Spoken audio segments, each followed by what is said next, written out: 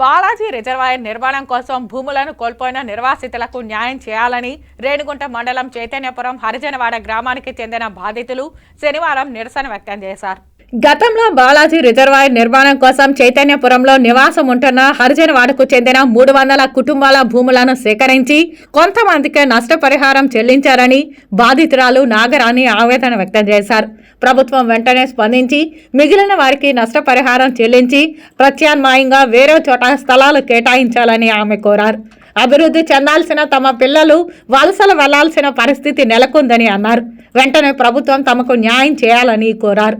ఈ కార్యక్రమంలో గ్రామస్తులు గోపాలయ్య, చంద్ర, వెంకటేష్, బాధితులు తదితరులు పాల్గొన్నారు. బద్దలు కొట్టినట్టు మేము డెవలప్ అయిన తరుణంలో మాకు భూములు పోయినాయి. తద్వారా మాకు ఆర్థికంగా, చదువుల పరంగా, సామాజికంగా, ఆర్థిక పరంగా చాలా చిరిగిపోయినాం కుటుంబాలు. ఫస్ట్ మేము ఎట్లా కూలీనాలు చేసుకుంటున్నామో ఆ పరిస్థితికి వచ్చినాము.